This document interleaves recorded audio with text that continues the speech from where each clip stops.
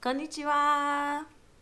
This week, I came to bring the tea. I'm gonna hurt somebody's feelings today, but it's alright. We still friends. Hit the subscribe button, all that good stuff. Okay, so today, let's talk about would you hire you? Hmm? Okay, so I was looking at the standards for teachers and nannies and caretakers, and they are high. But have we ever looked at the standards for parents? Let's talk about it.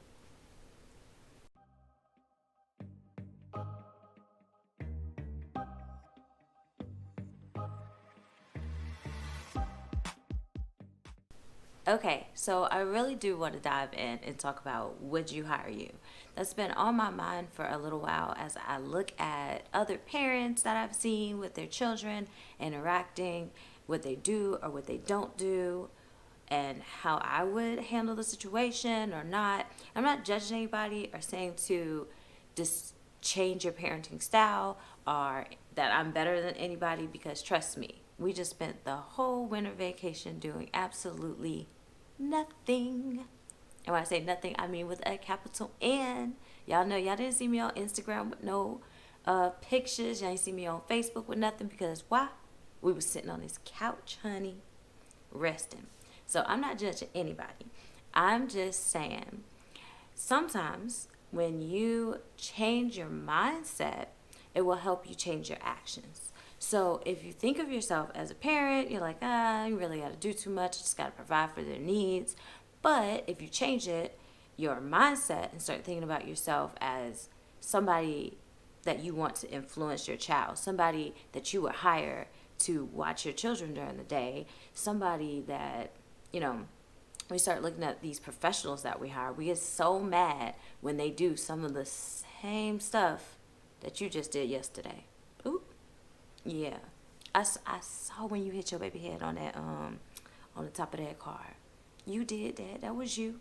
But if she did it, all hell would have broke loose. And I'm not saying that's wrong or that's right, but I'm just saying sometimes let's see if we can hold ourselves accountable to what we're holding them accountable to on a daily basis. So let's get into this. I have a list of some of the qualifications we expect for teachers and caretakers and nannies to have when we're hiring them.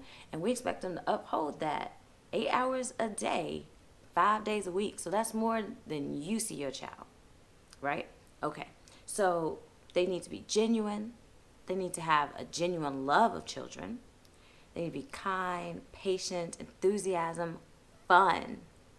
8 hours a day. Fun. They need to be nurturing. They need to have some common sense. They ain't got to call you for everything. They have to be punctual, trustworthy, but more importantly, to what I want to get into, they need to, be bilingual. Some people have that requirement. They need minimum discipline, no spanking my child. Some parents don't even like them to do time out. No harm can come to that child. I was talking about bumping the head.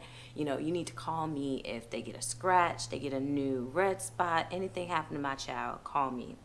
You need to have activities for the children. This is more where I'm going. Have activities for them, and you need to make sure that they are on track developmentally, because if my toddler doesn't say his ABCs by the time he's 2, I'm going to be like, oh my God, it's the nanny's fault that my baby not singing. She'll never do nothing with him, But what did you do? Did you sing the ABCs with him? Come on now. All right, so now that we got through some of that list, let's talk about what you do as a parent. Are you the kind of parent that just doing the bare minimum? I provide for them, but at the end of the day, we tired. We just like to sit on the couch, watch TV, relax. Are you the type of parent that's active? We always on the go, go, go. Are you, let's play board games? Are you a mix of all of them? Are you a teacher? What kind of parent are you? That's your first step. Let's look at, all right, we won't count the holidays, but like on an average month, like, are you teaching them something new on a weekly basis? Children have a lot of time on their hands. And I'm not saying fill up all of their time with everything, because I do believe they just need to relax and be kids and, just play outside and have some days where they do absolutely nothing. Forget the screen time limit and let's just chill. I'm all for that. I do it all the time. But on a weekly scale, I do try to make sure that I taught them something this week. So, like this week, our theme was the five senses. So, we learned the five senses and we did the same activity uh, in Japanese and we did it in English. I ain't trying to come up with new stuff. I ain't got time for that. So, we did the same one and we just did on Monday in English, Tuesday in Japanese. Then we had some company over. A friend, one of Jason's friends came over and we did the same activity again with a friend. So just reinforcing that same grammar, that same vocabulary when we do that repetition. Kids don't mind repetition. It's us that gets bored. Okay? So for our five senses, a little tangent on that. What I did was blindfold the kids and I brought out some things. We were just in the kitchen, what we have that sounds different. Like if you put cereal in a bowl and you shake it, you put rice, you put tap a pot with your fingers or with a spoon. They all sound different. What is that? What do you hear? I can hear with my ears.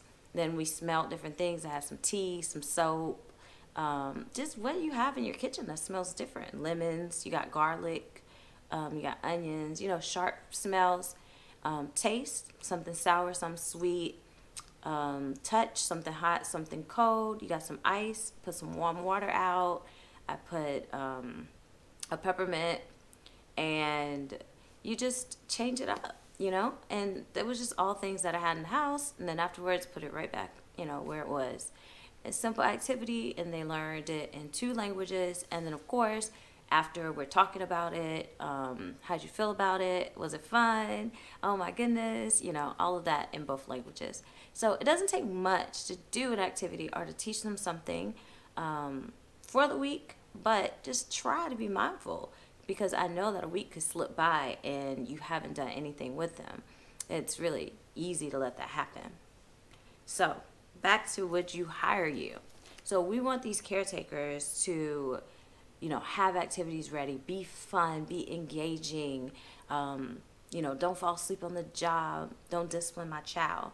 So some of these things that you want for them, I just want you to get in your mindset for you, right? And this is how I think, like you say, oh, it's their job. I pay them for that. But it's also your job too, you had the child.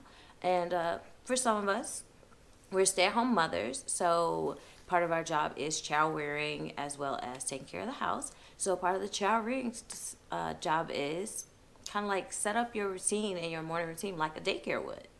Okay, that you expect them to go over the alphabets with your child. You expect them to do a dance time, take them outside, do a craft with them.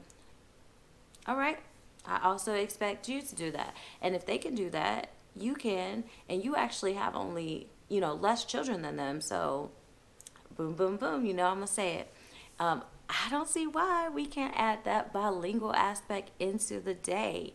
We can definitely have a time period between breakfast and lunch where we're doing Spanish. Play with me. Yeah, see, I got my Spanish book.